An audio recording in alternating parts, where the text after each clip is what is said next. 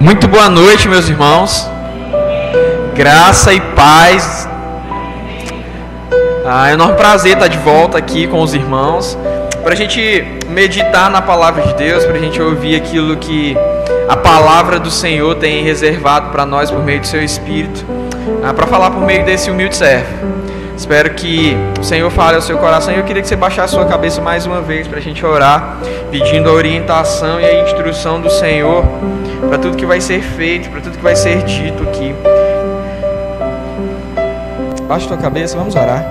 Senhor Deus, Pai, muito obrigado por essa noite, muito obrigado por esse momento que o Senhor preparou, para que nós estivéssemos em louvor e adoração ao Teu nome, Pai. Nós queremos Te pedir, Senhor Deus, que o Teu Espírito continue a obra que Ele já começou aqui, falando aos nossos corações, falando, Senhor Deus, para a necessidade de cada um, que o Senhor receba os louvores aqui entoados como um incenso suave ao Senhor, Pai, e que os nossos corações possam realmente ter se derramado diante do Senhor em louvor a Ti, Pai, porque só o Senhor é digno de todo o nosso louvor e de toda a nossa adoração.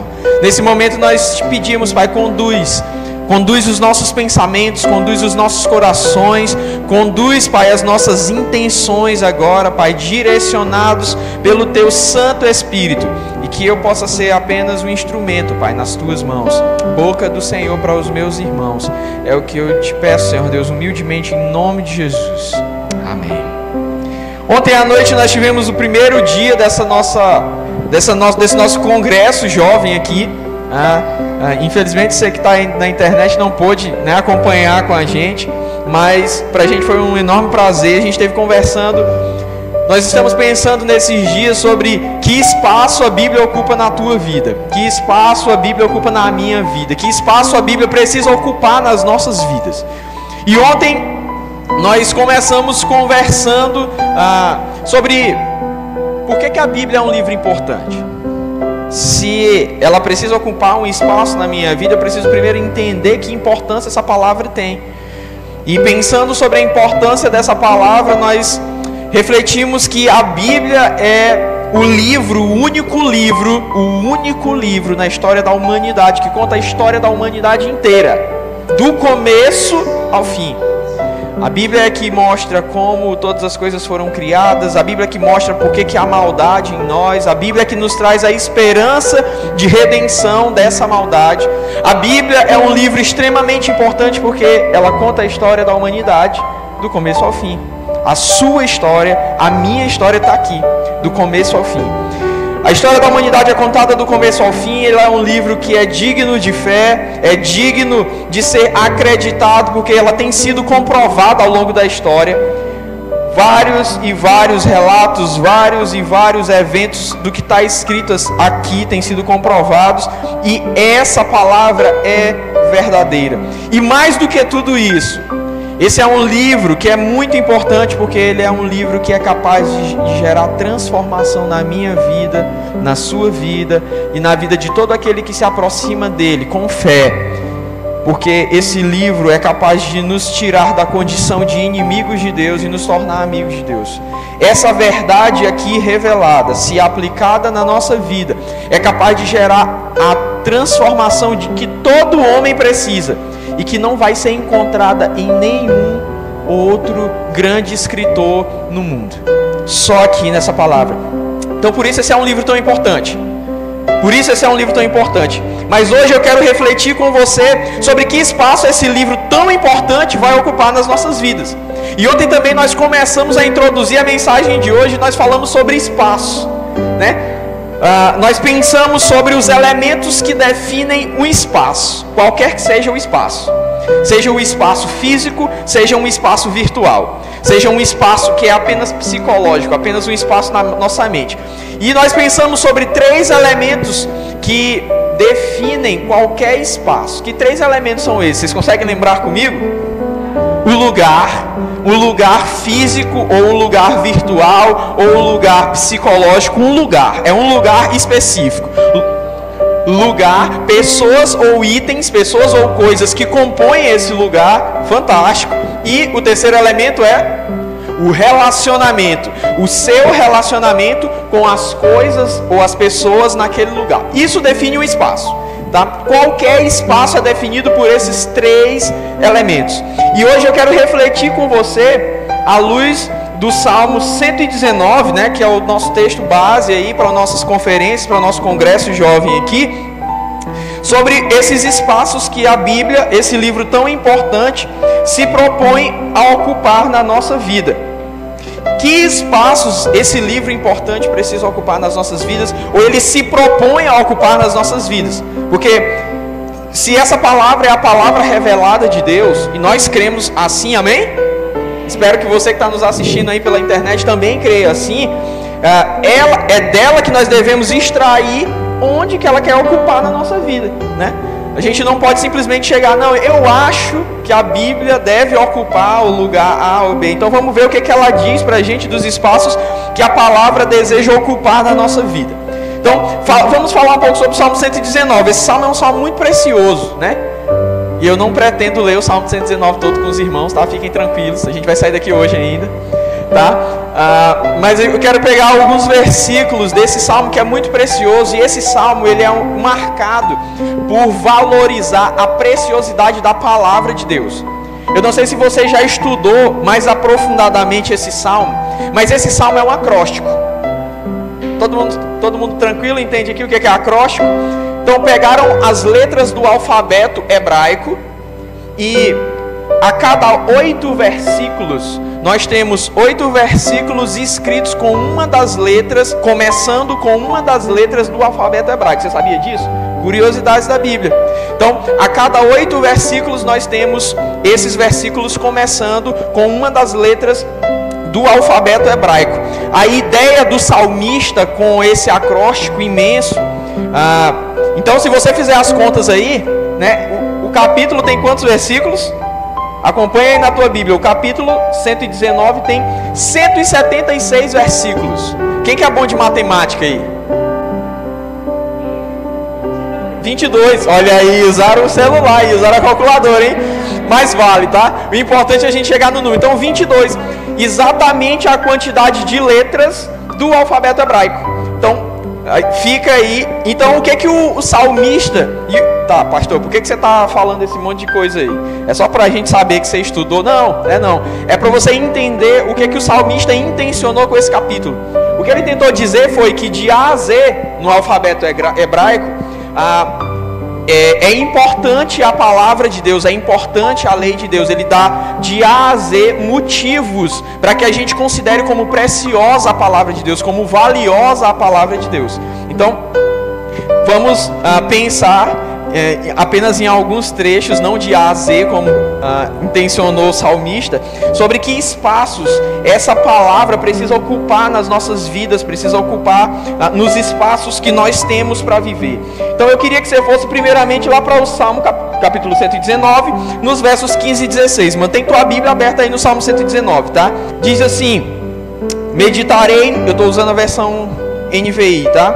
Meditarei nos teus preceitos e darei atenção às tuas veredas. Eu tenho prazer nos teus decretos e não me esqueço da tua palavra.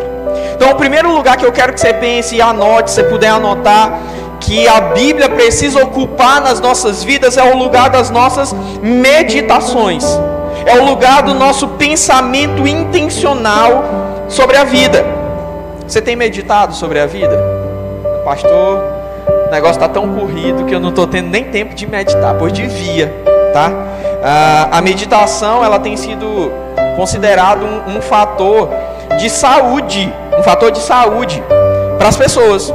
As pessoas, mesmo que não são cristãs, elas são orientadas pelos médicos a meditar, a ter um momento de reflexão, a ter um momento para parar e olhar para dentro de si. E a palavra de Deus quer, antes de tudo, ocupar o teu lugar de meditação. Você tem um lugar de meditação específico? Quando eu falo de lugar de meditação, que lugar vem à tua mente? É o teu quarto? É a tua sala? É a tua biblioteca? É o ônibus quando você está indo, né, para o trabalho, quando você está indo para a sua faculdade? Qual que é o teu lugar de meditação? É o banheiro? Tem gente que gosta de ir para o banheiro, ficar ali sentado tranquilo meditando, né? Então, qual que é o teu lugar de meditação? Qual que é o lugar onde você reflete sobre a vida? Qual é o lugar onde você ocupa os teus pensamentos em refletir sobre as coisas que você faz, sobre os teus objetivos, sobre o que você quer. Então, a palavra de Deus, ela quer ocupar esse espaço, o espaço da tua meditação. Esse é um espaço que é definido para cada um de nós.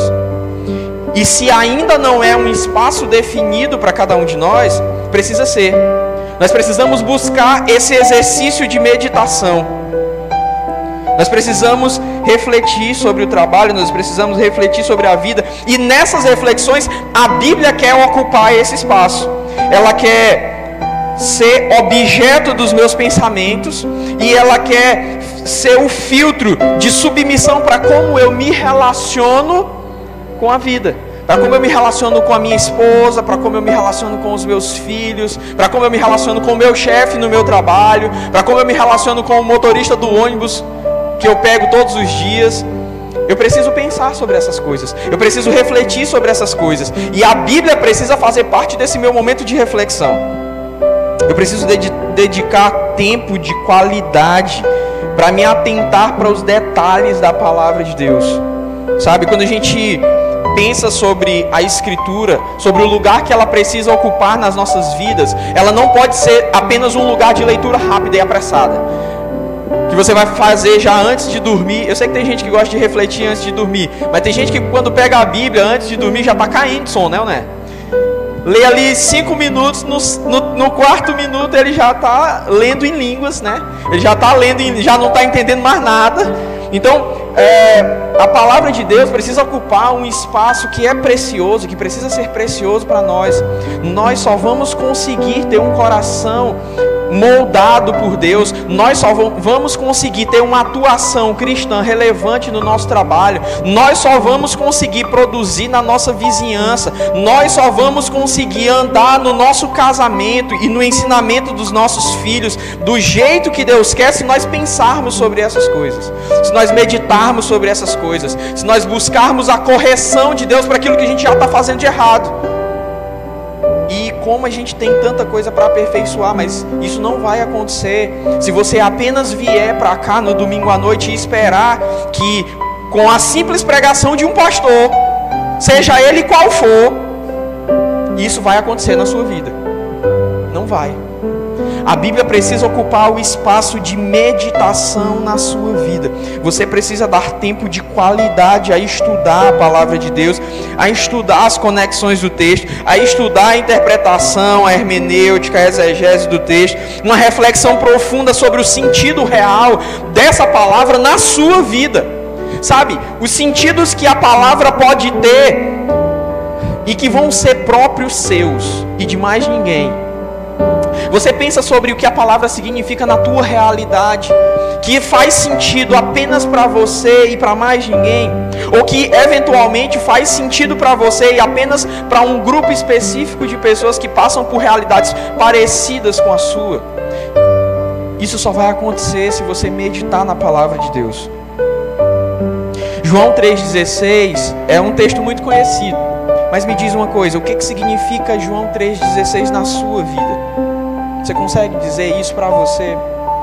Você consegue explicar isso para alguém? João 3,16 assumiu um aspecto diferente na minha vida. Dia 24 de agosto de 2017, 24 de agosto de 2017, foi o dia que Deus levou o meu primeiro filho. Eu ia ser pai pela primeira vez, pai do Felipe. E foi o dia que Deus levou o meu filho. E sabe, naquele dia foi um dia muito ruim para mim, foi um dia muito triste na minha vida. A minha esposa ficou no hospital, a gente passou a noite no hospital. No dia 25 eu fui para casa, minha esposa ficou no hospital, porque a gente ficou esperando para que o corpo da minha esposa colocasse o Felipe para fora. Ele faleceu ainda dentro da barriga da minha esposa. Internamos para ter o Felipe.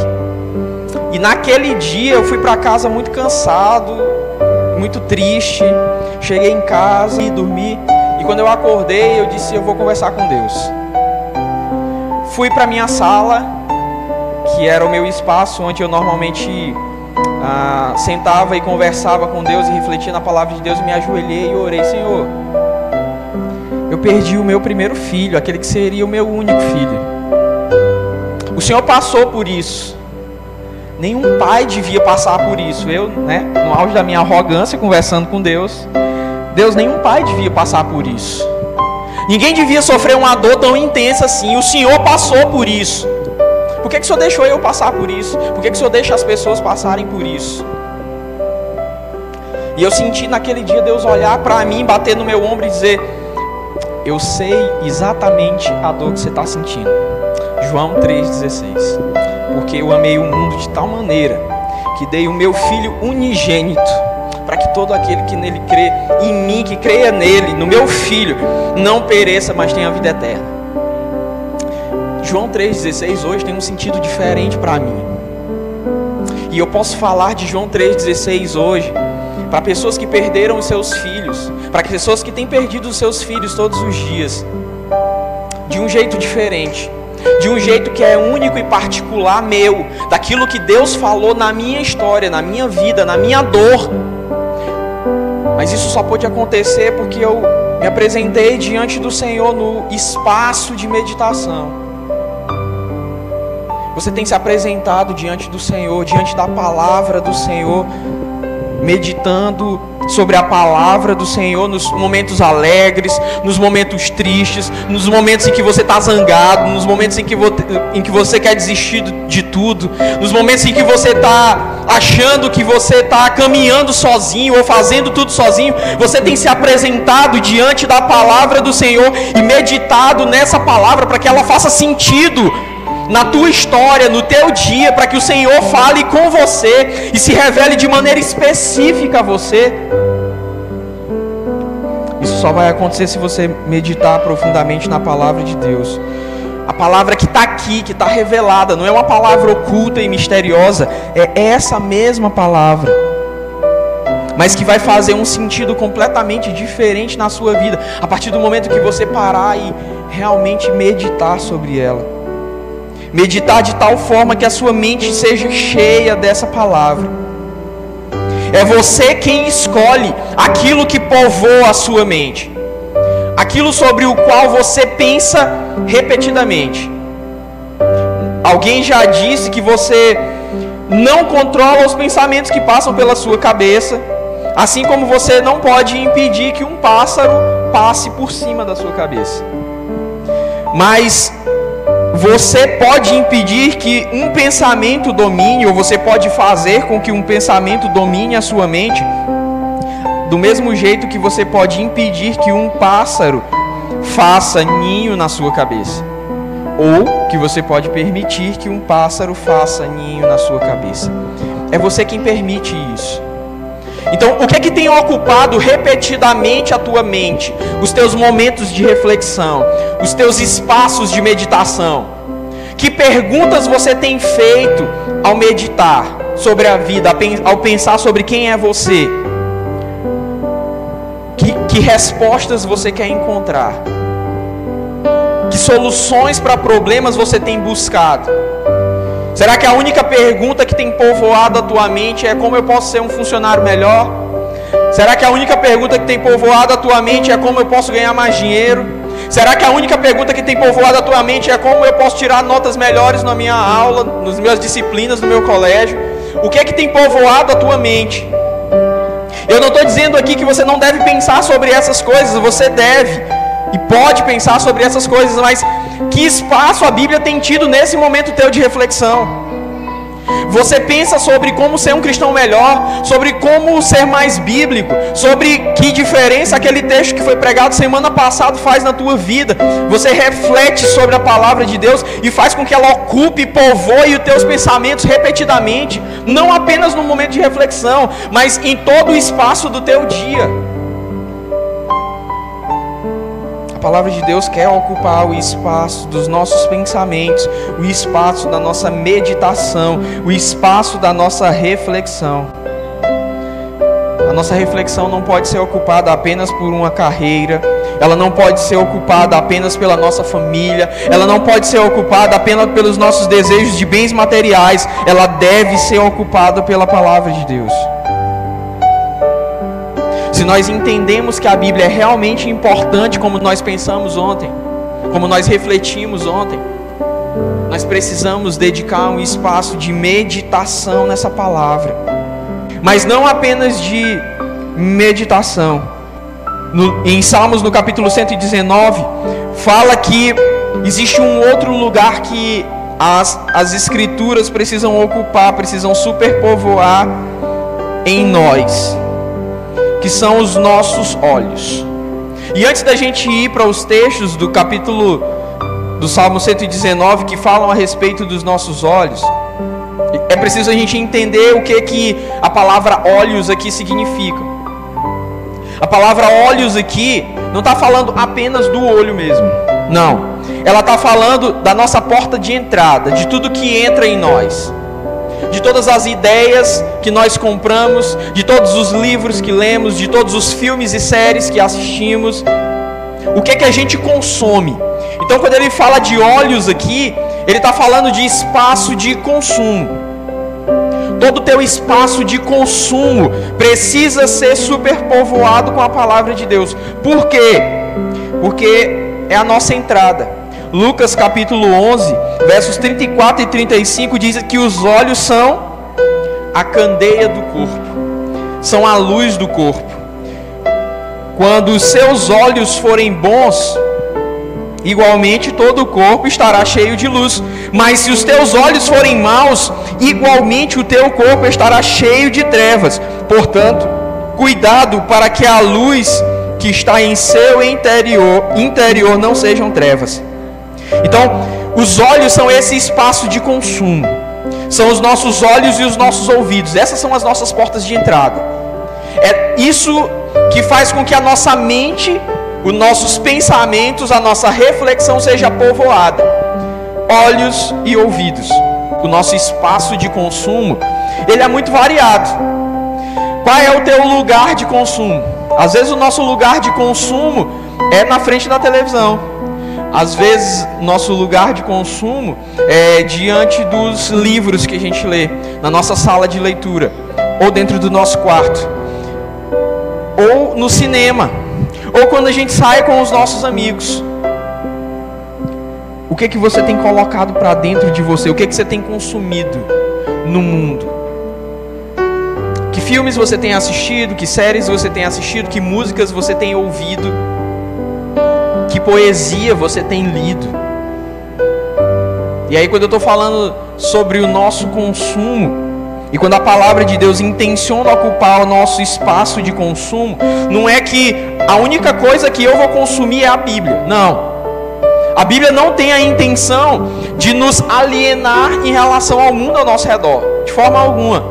A palavra de Deus diz para o jovem, isso foi lido aqui ontem: jovem, vai por onde o teu coração te mandar, sabendo que você vai prestar contas de tudo diante de Deus. Então, escuta de tudo, lê de tudo, assiste de quase tudo, porque tem umas coisas que nem vale a pena assistir, mas filtra tudo isso à luz da Bíblia. Então, o que a palavra de Deus quer ocupar no nosso lugar de consumo, no nosso espaço de consumo, ou nos nossos espaços de consumo, é a forma como nós nos relacionamos com as coisas que nós consumimos nos nossos espaços de consumo. Lembra dos espaços? Lugar, itens ou pessoas e relacionamento com essas coisas e com o lugar. Então, o que a palavra de Deus pretende moldar? A forma como nós nos relacionamos com as coisas que nós nos relacionamos nos nossos espaços de consumo. Como deve ser a nossa relação? Então, o que a Bíblia diz que deve ser? Como deve ser o nosso olhar? Como deve ser o nosso filtro? A Bíblia diz nesse espaço visual que o nosso olhar precisa ser um olhar de adoração. Salmo 119, verso 18 diz: abre os meus olhos para que eu veja as maravilhas da tua lei. Você consegue ver a bondade de Deus nas coisas que você tem consumido? Nas coisas que você tem lido? Nos relacionamentos que você tem vivenciado? Você consegue ver as maravilhas de Deus? Você consegue ver os benefícios de Deus, a glória de Deus? E todas essas coisas te fazem, de certa forma, louvar a Deus pelo que Ele é, pela beleza da santidade dEle. por tudo aquilo que Ele faz por você, os seus olhos têm consumido coisas que fazem com que você engrandeça o nome de Deus, ou aquilo que você tem consumido tem te afastado desse lugar de exaltação ao Senhor, ou a forma como você tem se relacionado com o que você tem consumido tem te afastado da exaltação ao Senhor. Sabe, a gente tem vivido em uma sociedade muito violenta, e para todo lugar que a gente vira, a gente vê isso, a gente consome isso no telejornal, a gente consome isso nos filmes, a gente consome isso nos livros, a gente consome isso nas músicas, e os nossos corações têm sido bombardeados com tanta coisa ruim que acontece ao nosso redor, que às vezes a gente esquece de ver as coisas que são belas de Deus. A gente esquece de ser grato a Deus pelas coisas boas que acontecem, porque é tanta coisa ruim que a gente não consegue nem lembrar de tanta coisa boa que Deus nos dá. Tem alguns jovens da nossa igreja que decidiram não usar mais rede social. Esse cancelei meu Instagram porque não dava. Eu não conseguia viver bem tendo o Instagram. Não dava. É muita notícia ruim, é muita sujeira, é muita notícia influenciada, é muita coisa tentando influenciar a gente para longe da palavra de Deus, tentando fazer o nosso coração desanimar das escrituras, desanimar desse negócio de igreja. Então, não dava para eu conviver com o Instagram. E elas simplesmente cancelaram o Instagram. Eu não sei o que é que tem atrapalhado você de desenvolver um olhar que adore a Deus, que seja capaz de adorar a Deus, mas é assim que o nosso olhar precisa ser moldado sobre as coisas que nós consumimos. Ou então nós precisamos rever aquilo que nós temos consumido, porque isso não está produzindo nada de bom em nós. E isso não tem feito com que nós produzamos aquilo que é de bom, que Deus quer produzir por meio de nós. Então, o nosso olhar precisa ser um olhar de adoração. Salmo 119, verso 18. Abra os seus olhos para ver a maravilha daquilo que Deus fez. Hoje de manhã eu estava tomando banho antes de ir para a escola bíblica.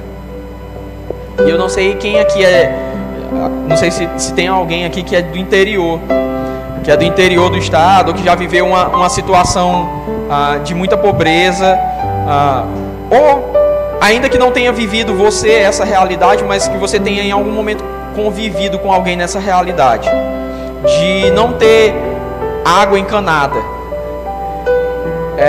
E quando eu abri o chuveiro, que desceu aquela água geladinha, e eu estava tomando banho, e eu disse: Senhor, obrigado. Eu visitei uma cidade aqui no sul do estado do Piauí, que só tinha água 2 momentos do dia: 5 da manhã, 5 da tarde. As caixas d'água tinham que estar no chão, porque a água não tinha pressão para subir se você colocasse a caixa d'água alta. E a gente se acostuma tanto com a água lá, né, na torneira. A gente se acostuma tanto com a geladeira para tomar uma água geladinha. A gente se acostuma tanto com tanta coisa boa que Deus nos dá, que a gente esquece de que essas são coisas muito preciosas, que algumas pessoas não têm acesso a elas. E o nosso coração às vezes deixa de ser grato a Deus e deixa de exaltar o nome de Deus por tanta coisa boa que Ele nos dá. Você ainda consegue ver a beleza ao seu redor? Você ainda consegue ver a maravilha da mão de Deus ao seu redor? O salmista nos convida a ter um olhar de adoração. Mas não apenas um olhar de adoração.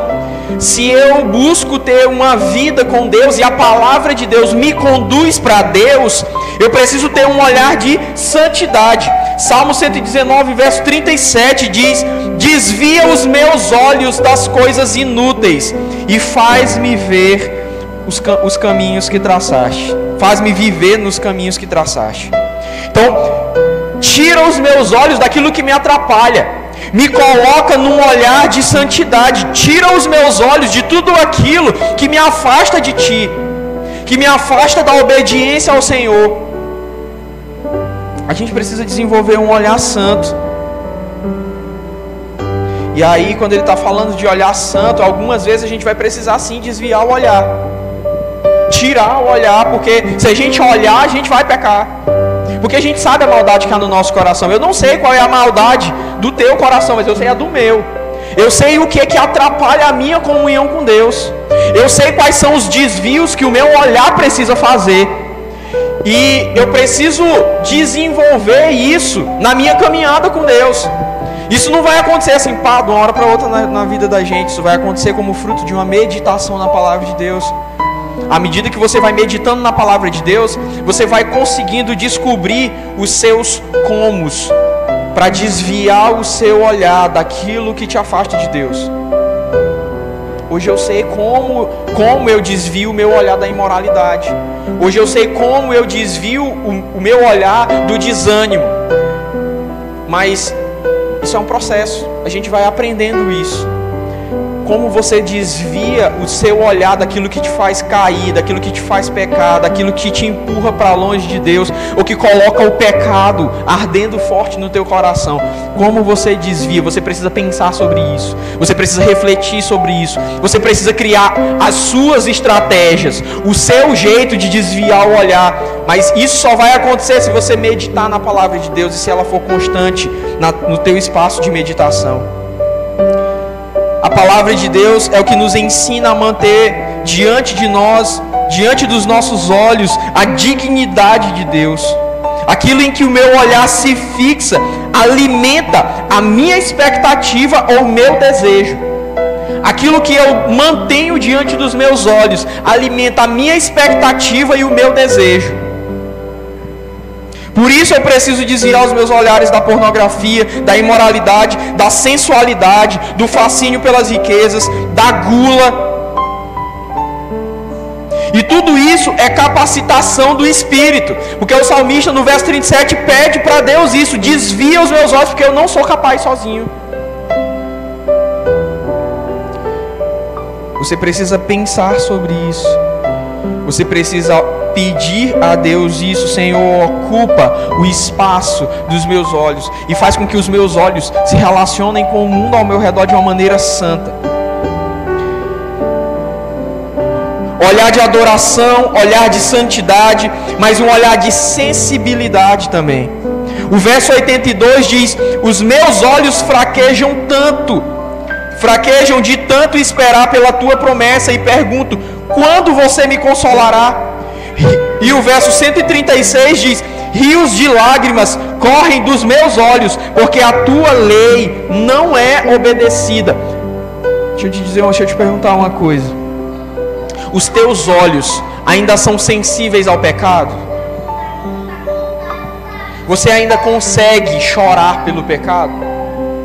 Pelo seu pecado e pelo pecado ao seu redor? O seu olhar é treinado para identificar o pecado nas coisas sutis. Eu não estou falando daqueles pecados explícitos que todo mundo sabe, não. Eu estou falando do pecado na sutileza. Aquele pecado que às vezes se disfarça de santidade.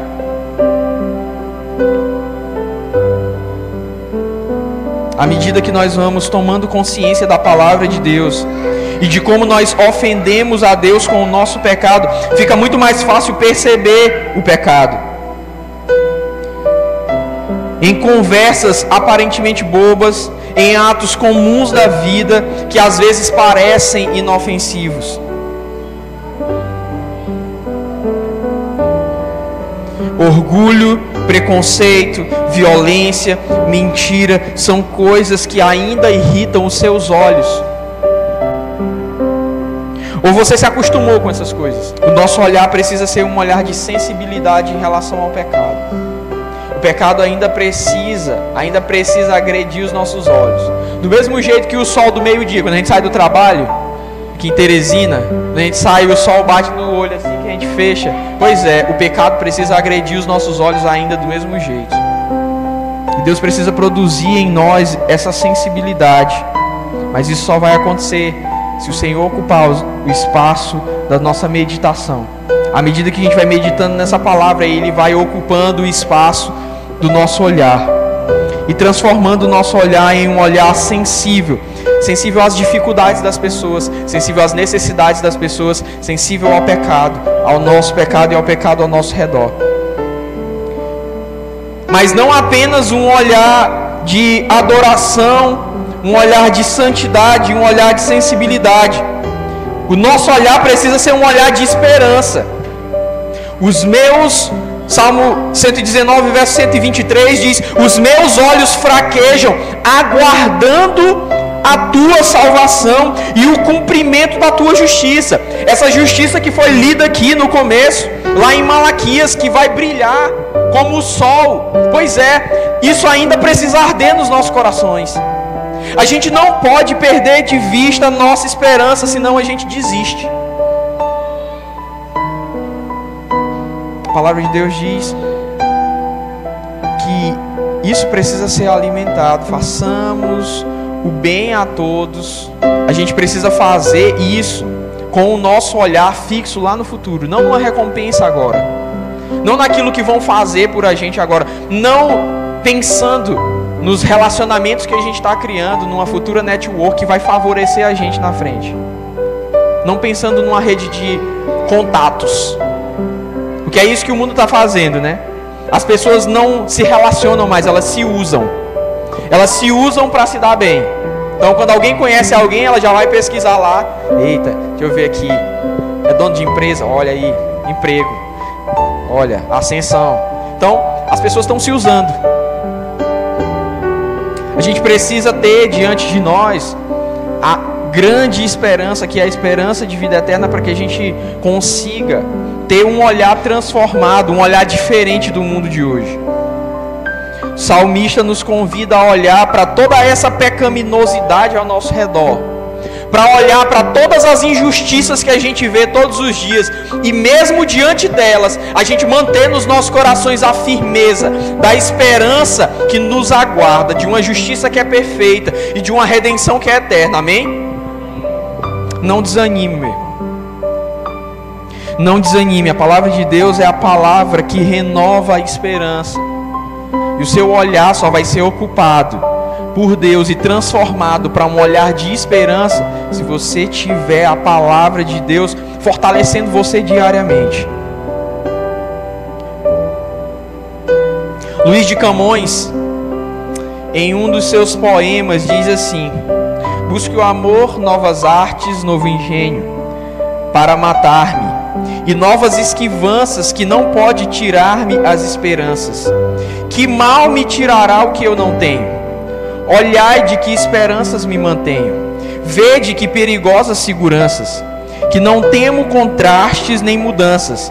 Andando em bravo mar, perdido o lenho, mas conquanto não pode haver desgosto, onde esperança falta, lá me esconde um amor, um mal que mata e não se vê. Que dias há que n'alma me tem posto um não sei que nasce não sei onde, vem não sei como e dói não sei porquê. Do que Camões está falando aqui? Ele está falando da esperança que ele tem no amor. Ele tinha passado por uma desilusão amorosa, e o que ele está dizendo aqui é: o amor pode me maltratar de qualquer jeito, mas mesmo assim eu vou continuar acreditando no amor. É isso que Camões está dizendo aqui. Se Camões conseguia manter esperança mesmo diante de um amor que era transitório e passageiro por uma pessoa, quão maior é a esperança que nós precisamos manter no amor e na graça de Deus, que são eternos e que não falham nunca. A nossa esperança precisa ser uma esperança firme e estável. É dessa esperança que o mundo precisa, sabe? As pessoas estão vivendo no mundo ao nosso redor sem esperança. Além do ministério pastoral, eu trabalho em um outro lugar. E eu coordeno algumas pessoas nesse lugar onde eu trabalho. E é incrível como as pessoas têm vivido sem esperança. Vivido com casamentos destruídos, com problemas de relacionamentos com os filhos. E sabe quem que é a resposta disso? Sabe quem vai conseguir transformar o olhar dessas pessoas em um olhar de esperança? A palavra de Deus por meio da sua vida. A palavra de Deus viva em você. A palavra de Deus que ocupou o teu olhar e se transformou num olhar de esperança. Porque as pessoas, elas estão desistindo de tudo. Elas estão desistindo das suas famílias, elas estão desistindo das suas carreiras, elas estão desistindo de tudo porque elas não têm uma base de esperança. Não há esperança sem Cristo Jesus. Ele é a única esperança. A palavra de Deus quer ocupar o nosso espaço de meditação. A palavra de Deus quer ocupar o nosso olhar. E a palavra de Deus quer ocupar o nosso coração. Enfim, o verso 11 diz: guardei a palavra no meu coração, ou escondi no meu coração a tua palavra, não pecar contra ti. O coração é o lugar dos desejos, é o lugar das intenções, é o centro da vontade, é o centro da inteligência. Provérbios, capítulo 4, versos 20 a 23, diz: meu filho, escuta o que eu lhe digo, preste atenção às minhas palavras e nunca as percas de vista. Guarde-as no fundo do seu coração, pois do coração procedem as saídas da vida, pois são vida para quem as encontra e saúde para todo o seu ser. Acima de tudo, guarde o teu coração, pois dele depende toda a tua vida. Guarda o teu coração. Yuri, mas como que o coração é um lugar? O coração é um lugar dentro da nossa vontade. É um lugar onde você toma as decisões da sua vida. E as decisões mais importantes da sua vida. O lugar é esse centro de intenções. Sabe, é no coração que a gente vive os apertos das decisões que a gente precisa tomar. Quando você está pressionado por uma decisão que você tem que tomar, você sente aquela pressão, algumas vezes insegurança, às vezes angústia. E isso tudo se processa e acontece em um lugar que é só seu, dentro de você. Esse é o lugar chamado coração. É um lugar onde é povoado pelos teus pensamentos, é povoado pelos teus conhecimentos e às vezes por sentimentos. Yuri, mas não tem um lugar para o coração. Tem um lugar, o lugar do coração é onde você está. Se eu pedir para você se lembrar de uma situação onde o seu coração doeu muito, certamente você vai lembrar de um lugar, de um espaço físico, onde você passou por uma situação que foi muito ruim, que te fez chorar. Eu lembro da minha sala, daquele lugar onde eu passei. Eu lembro do quarto do hospital onde a gente estava. Eu sei que o meu coração chorou ali, e o meu coração naquele momento ocupava aquele espaço. É um lugar que Deus quer ocupar. É um lugar que às vezes está ocupado pela alegria, às vezes está ocupado pela tristeza, às vezes está ocupado pela desilusão. O nosso coração sempre estará conosco, onde nós estivermos abertos para sentir as emoções de cada momento. E nós precisamos ter cuidado com aquilo que nós guardamos no nosso coração, aquilo do qual nós alimentamos o nosso coração, aquilo que nós consumimos. Então, como que a gente vai guardar a palavra de Deus no coração? Meditação, Deus ocupando o nosso espaço de meditação, nosso olhar, Deus ocupando aquilo que entra, o nosso espaço de consumo. O que você tem consumido? Por isso é tão importante a gente meditar na palavra de Deus com os olhos preenchidos da palavra de Deus. Se enchemos o nosso coração de violência, de ansiedade, é isso que estará enchendo o nosso coração consequentemente. A gente tem vivido uma juventude ansiosa. Que filmes você assiste? Uma vez eu acompanhei um jovem que passava por um problema sério de transtorno de ansiedade. E quando a gente começou a conversar e começou a acompanhar esse jovem biblicamente, eu perguntei para ele: cara, que filmes tu assiste? Ele disse: cara, eu amo filme de terror. filme de terror eleva o nosso nível de ansiedade. Não sei quem gosta de filme de terror aqui, eu detesto, tá? Filme de terror, filme de suspense, era só o que o cara gostava. Que tipo de música você escuta? A gente precisa entender que não tem jeito. Aquilo que enche o nosso coração é o que a gente vai colocar para fora. Como que você trata as suas emoções? Como que você trata os seus sentimentos? O que você está colocando para dentro de você? O que tem ocupado os seus olhos? As suas entradas? O que tem ocupado a tua meditação? Sobre o que você reflete? Sobre o que você pensa? A gente vive uma sociedade onde as músicas são puras músicas de crítica social. Quando a gente pega uma playlist dos jovens, normalmente são músicas que pensam sobre a realidade, que pensam sobre a existência, e normalmente essas músicas pensam sobre toda a realidade de uma maneira extremamente pessimista. Tá tudo errado, tá tudo mal. A música do momento é qual? É a sofrência, é a danada da sofrência. Os nossos jovens vivem em pleno sofrimento, gente.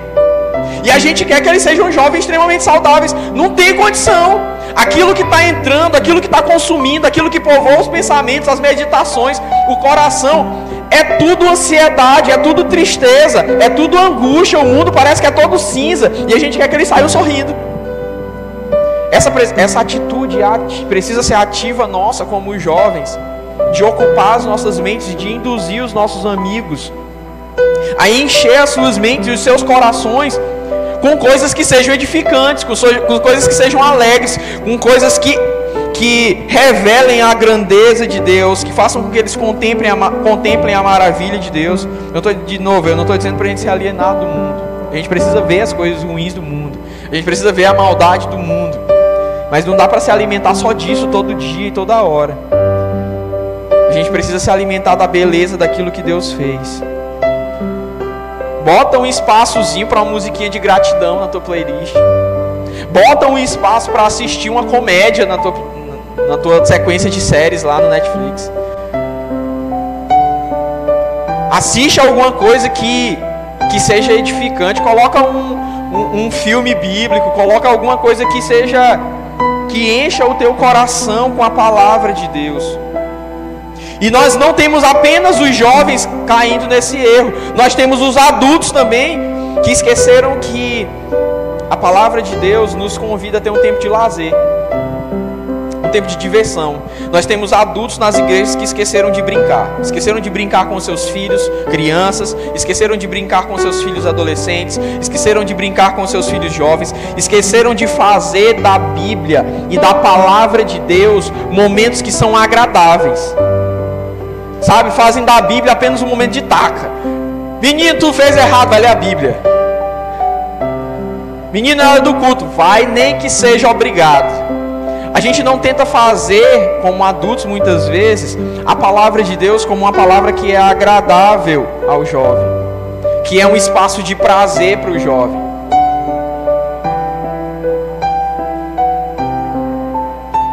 A gente tem adultos, e aí os adultos estão tudo estressados, né?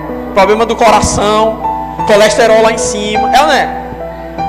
A palavra de Deus precisa transformar a nossa existência e ocupar o espaço do nosso coração, de forma que a nossa vida seja transformada, e essa palavra modifica o nosso jeito de viver, para que a gente não viva igual todo mundo vive. E aí eu preciso fazer a meia culpa, porque nós pastores muitas vezes somos culpados por isso. A gente ensina por meio do nosso exemplo. E muitas vezes nós somos os primeiros adultos a não ter esse espaço na nossa agenda. Um espaço de diversão, um espaço de lazer, porque a gente acha que tudo depende da gente. E a gente não confia às vezes o suficiente em Deus, de que Ele é o Senhor da obra, que é Ele quem garante o sucesso da obra, não é o que a gente faz. Mas isso só vai acontecer se a gente pensar e repensar a nossa vida à luz da palavra de Deus. O nosso coração só vai ser ocupado pela palavra de Deus se nós meditarmos na palavra de Deus. Escondi a tua palavra no meu coração para não pecar contra ti. Mas como que a palavra foi parar lá? Salmo capítulo 119, verso 12. Ele diz: ensina-me os teus decretos. No verso 34 ele diz: dá-me entendimento para que eu guarde a tua lei e obedeça de todo o coração. No verso 36 ele diz: inclina o meu coração para os teus estatutos e não para a ganância. O que é que ele faz aí? Ele pede para Deus: Deus, bota essa palavra no meu coração, porque eu não sou capaz de botar. Deus, me faz obedecer e me faz querer ela, porque nem querer eu quero. Eu quero fazer outras coisas. Você quer que a palavra de Deus esteja no teu coração? Primeira coisa, pede para Deus colocar ela no teu coração. Porque isso não depende exclusivamente de você. Isso não depende exclusivamente da tua capacidade intelectual. Isso depende de uma ação do Espírito Santo na tua vida, na minha vida. Então, quer que a palavra de Deus seja guardada no teu coração? Pede para que o Senhor coloque essa palavra no teu coração. Pede para que o Espírito Santo te conduza no entendimento da palavra. Além de pedir ao Senhor, ele se dedica em conhecer as Escrituras. Antes do verso 11, no verso 10, ele diz: eu te busco de todo o coração, não permitas que eu me desvie dos teus ensinamentos. Verso 112 diz: eu dispus o meu coração para cumprir os teus decretos até o fim. Ele se dedicou em conhecer a palavra. E aí precisa dedicação. Precisa dedicação. Você quer que a palavra de Deus seja guardada realmente no seu coração? Se dedique. Livros estão aí, comentários bíblicos estão aí, a internet está aí. Tem muita coisa ruim, mas tem muita coisa boa também. Tem muita coisa da palavra de Deus lá. Podcasts. Gente, você não tem tempo não, tá no ônibus, conecta, tem um monte de podcast cristão, tem um monte de podcast edificante. Acesse e vai escutando. Desculpa, a gente não tem. No mundo ao nosso redor hoje, a gente não tem desculpa para não se encher da palavra de Deus. A gente tem o Espírito Santo de Deus e a gente pode clamar a Ele, e a gente tem um monte de jeito de acessar a palavra de Deus. Mas você precisa se dedicar. Eu sei que você se dedica a muita coisa. Talvez você se dedique à sua carreira profissional, talvez você se dedique aos seus filhos, ao seu esposo, à sua esposa. Mas se você quer ter a palavra de Deus povoando o teu coração, você precisa dedicar tempo para essa palavra.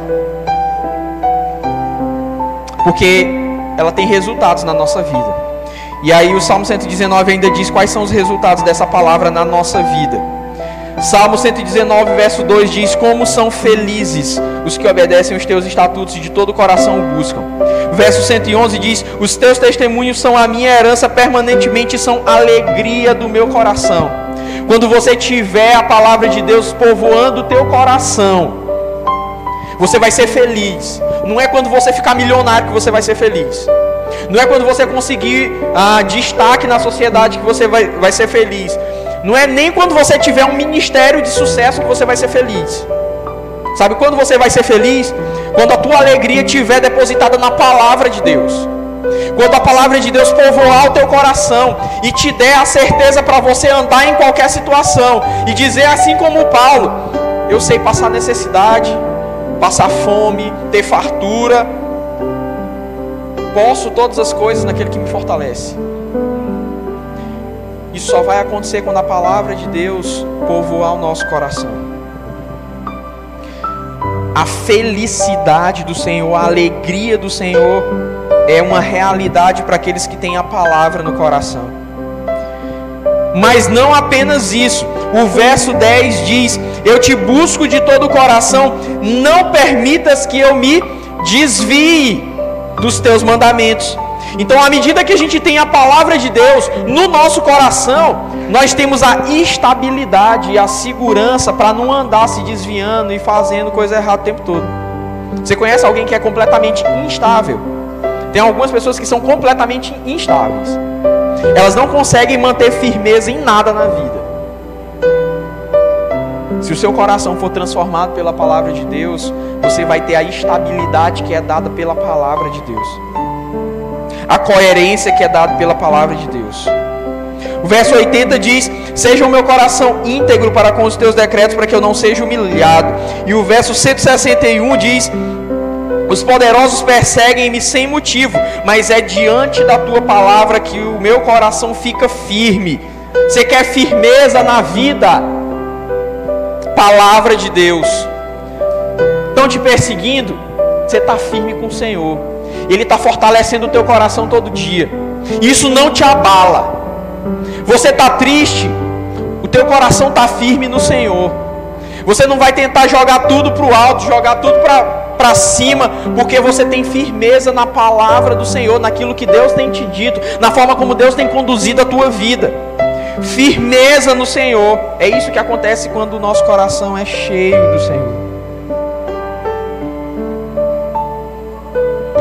Como viver essa palavra? Como pode o jovem manter pura a sua conduta? Salmo 119, verso 9, vivendo de acordo com a tua palavra. E como que ele vai viver de acordo com a palavra? Só se a palavra ocupar o coração, o centro da vontade, o centro da intenção. E como que ela ocupa o coração? Você precisa meditar na palavra. E aquilo que entra, as entradas da tua vida, os teus olhos precisam ser cheios dessa palavra. Esse é o lugar que a palavra precisa ocupar. Nosso espaço de meditação e as entradas da nossa vida. Se isso acontecer, o nosso coração vai ser cheio da palavra de Deus. E a nossa vida, os nossos caminhos vão ser caminhos santos nas mãos do Senhor. Consequentemente, nós como cristãos teremos as nossas bocas cheias com a palavra de Deus. Sabe quando que a nossa forma de falar vai ser transformada? Quando o nosso coração for cheio. Porque o nosso Senhor diz que a boca fala daquilo que o coração está cheio. Então tem alguém que está te preocupando pelas coisas que diz. Ora para que essa pessoa tenha o coração cheio da palavra de Deus. Da tua boca tem saído coisas que desagradam a Deus. Busca ter um coração cheio do Senhor. Mas ter um coração cheio do Senhor é um caminho desafiador. João capítulo 6, versos 66 a 69, em um momento crucial da vida de Jesus, algumas pessoas, alguns dos discípulos deixam Jesus pelas palavras duras pelas palavras duras dele. Ele olha para os 12 discípulos e diz: e vocês? Vocês também não querem ir? E aí Pedro responde: Senhor, para quem iremos nós? Tu tens as palavras de vida eterna, e nós cremos e sabemos que és o Santo de Deus. São as palavras do nosso Senhor Jesus Cristo, interpretadas e vividas à luz de Cristo, que precisam encher os nossos corações. E eu quero que você baixe sua cabeça onde você estiver. Você que está aqui, você que está nos acompanhando pela internet. Eu não sei se você tem sido alguém que tem ocupado seu coração com a palavra de Deus. Eu não sei se a palavra de Deus tem sido o filtro para você filtrar tudo que você consome. Mas esse livro tão importante, que conta a nossa história, a história da humanidade, e que fala da redenção e da transformação do homem, ele só existe com um propósito: nos aproximar das preciosas palavras de Deus, para que elas façam essa diferença, ocupando o nosso coração. Eu não sei se você já tomou uma decisão por Cristo, se você já orou para Deus dizendo: Deus, eu quero que o Senhor seja Senhor da minha vida, eu quero que o Senhor seja Senhor do meu coração. Se você quer fazer e tomar essa decisão nessa noite, você que está aqui, levanta uma de suas mãos. Se você está na internet, coloca um comentário aí, dizendo que você entendeu que precisa dessa palavra, ocupando os espaços mais importantes da sua vida, ocupando o teu coração e ocupando os teus olhos. E eu não sei, talvez você é um cristão que um dia disse sim a esse Deus, um dia disse sim a essa palavra de vida, mas que não tem vivido em meditação nessa palavra, que tem sido relapso com o zelo em meditar nessa palavra, para que essa palavra faça diferença na sua vida. Se você pode, onde você estiver, fica de joelhos, pede perdão a Deus, não é para mim não. Fecha teus olhos, esse é um momento entre você e Deus. E assim como o salmista disse, peça a Deus para que Ele o ensine os seus decretos e para que essa palavra povoe o seu coração de forma a transformar a tua vida. Senhor Deus, nós te agradecemos pela tua palavra. Pai, esconde essa palavra nos nossos corações. Nos ensina a ter zelo por ela e a buscá-la, Senhor Deus, porque é ela que nos fortalece. Nos momentos de maior angústia, nos momentos de maior raiva, nos momentos de maior alegria, coloca nos nossos corações a certeza da firmeza na tua palavra, da firmeza que o Senhor nos dá, para que nós consigamos viver todos os momentos da nossa vida e possamos compartilhar essa preciosa palavra em todos os momentos da nossa vida, fazendo com que o teu nome seja engrandecido em nós e através de nós. Perdoa as nossas falhas, perdoa os nossos erros, perdoa a nossa negligência com a tua palavra e nos faz, Senhor Deus, amar e agir como quem ama todos os dias essa preciosa palavra. É o que nós pedimos em nome de Jesus. Amém. Pastor Yuri, vem cá, vamos dar a bênção nós todos juntos, tá?